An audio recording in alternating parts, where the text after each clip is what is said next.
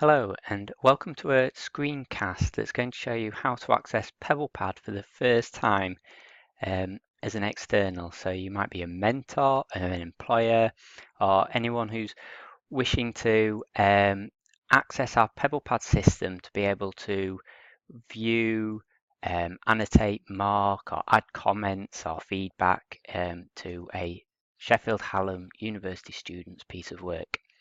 So it should be when you get added to the system by someone at SHU, you will receive an email that looks like this from PebblePad. Again, it won't come from SHU. And in it, there will be the details that you require. So again, it'll tell you your username, which will be an email address, and it will also give you a password. So what you'll want to do is to copy the password because it's never as default something memorable. Please be aware that once you have logged in for the first time, you can, and we would recommend this, change the password to something more memorable that you'll remember in the future. So there's a link here in the email that you can click, which will take you to the PebblePad login page. So this is the Sheffield Hallam University PebblePad login page. Again, you can save and bookmark this page so you can easily access it again in the future, or again, just find your email, click on the link there, and it will bring you back. And what you want to say here is that you have a guest account. You will then have the ability again to type in your username.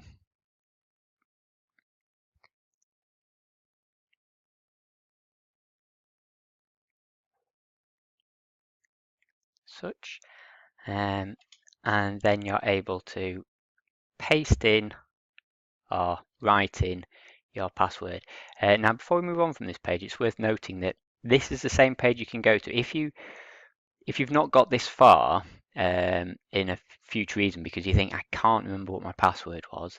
Don't worry, because on this at this login point, if you've forgotten your username or your password, you can click on those links and it will help you to update it. And you've also got the link to be able to change your password. Again, say to change it to something more memorable. Now, I can say your username is always the email address that you provided to SHU. So whichever email address it is that you've provided to SHU for access to PebblePad, that is your username. So that makes it easier to not forget. And then when you put in those details, you click on the login to PebblePad. And then what it'll do, it'll take you to your own sort of home page, shall we say, which will then tell you what workspaces that you have access to.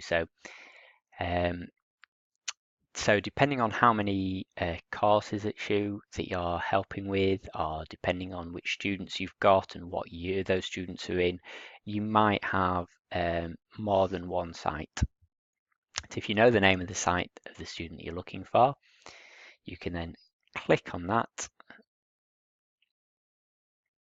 and it will bring you into PebblePad. So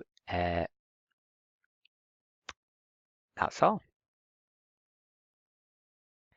So this is the page, obviously, where you've got submissions. If the page looks any different, because obviously there's an about page, there's also resources, you might see a community page or conversations, but I think the only page that you'll need to visit, and it should be the page that you land on, which is the submission page. Now at the moment on this page there aren't any submissions, but it should be that there'll be a long list of student names and all their submissions attached. What you're able to do, if you know the name of your student, is in the search field, just type in the first name or surname of the student and hit return, and it will search and find the student that you're wanting. Now, exactly how to access student submissions, how to make comments and things like that will be covered in another podcast. If you have any problems accessing PebblePad or if you've got any questions after viewing this video. Hopefully you should be able to find help on this website, or get in touch with your contact at Sheffield Hallam University and they should be able to help you. Thank you.